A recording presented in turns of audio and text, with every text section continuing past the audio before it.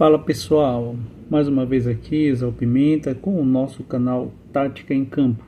E antes de qualquer coisa, quero falar o seguinte: eu não sou formado em educação física, eu não sou jogador de futebol, eu não sou técnico, sou apenas um cara comum que assiste futebol desde criança, que passou a gostar e sempre procurei, na verdade, entender como é que funcionava questões táticas, né, dentro do futebol, posicionamento, como é que funcionava o futebol, porque eu tinha uma dificuldade quando eu era garoto de jogar bola e tenho até hoje, né, quando a gente vai brincar e tal, eu não sei driblar, sou um cara que eu não tenho habilidade para isso, né, então o que eu pensei?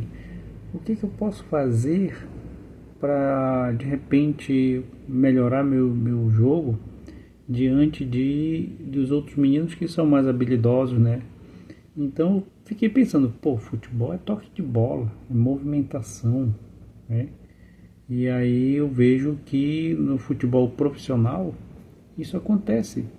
E é uma característica do nosso futebol brasileiro, não é só driblar. O jogador brasileiro dribla, é driblador, mas também é um jogador de toque de bola, tem um futebol de toque de bola. Então isso é essencial. Mas voltando à parte tática, então eu pensei, vamos unir, dá pra gente unir a parte tática, o toque de bola e o drible, né? Cada um com sua característica, cada jogador com sua característica. E tem aquele cara que não é muito bom em nenhuma dessas, assim, mas sabe marcar, o cara que é goleiro e assim por diante. Então cada um vai sendo encaixado na devida posição. Preciso fazer aqui desculpa, o meu vídeo está sendo gravado já à tarde da noite, então eu acabo ficando com sono e eu não gosto de estar cortando, eu sou desse jeito aqui. Então, vamos lá. Eu fiz algumas críticas aí ao Casemiro, inclusive, né, ao Paquetá também, mas eu entendi uma coisa. Eu vi uma entrevista do Dunga falando sobre o jogo que esses jogadores jogaram mal, que foi o primeiro. E o que acontece? Ele explicou o seguinte: por que o Casemiro jogou mal na primeira partida e ficou muito atrás, né, para trás diante dos contra-ataques de Marrocos? Porque ele estava tentando fazer uma função que não era dele, de tentar armar o jogo, de sair com a bola, conduzir a bola. O Casemiro não é disso de fato, né, e por isso ele jogou muito mal.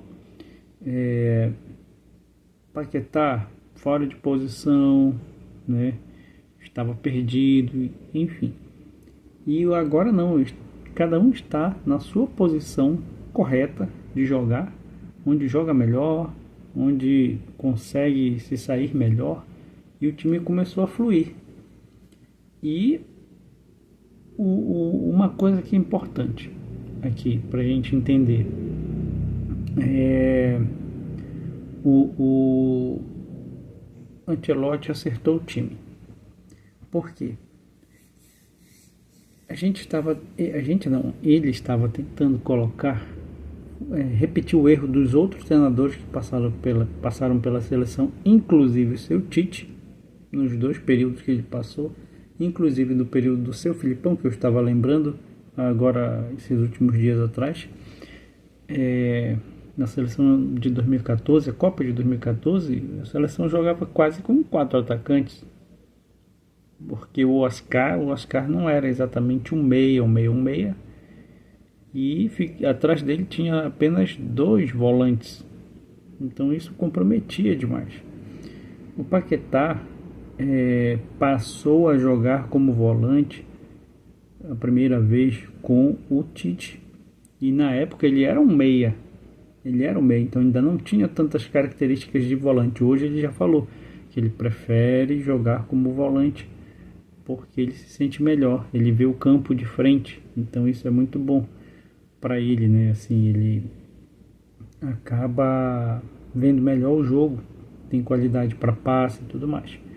Então, essas seleções aí atrás, para trás, esses técnicos estavam cometendo muitos erros, principalmente a questão tática, jogar com 4 atacantes, não dá.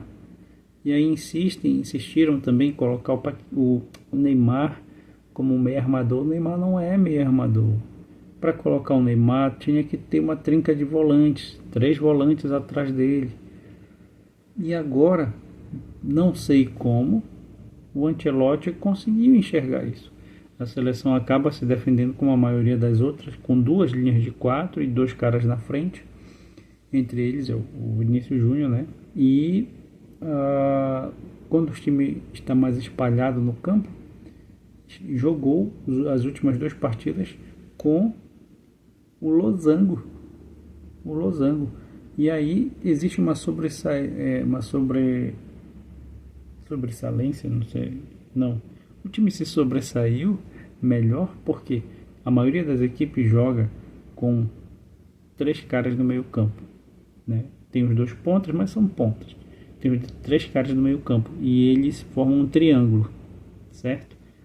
E a seleção jogando com um quadrado, não, um losango no meio campo, sobra um cara para jogar, para armar o jogo ou para marcar, entendem?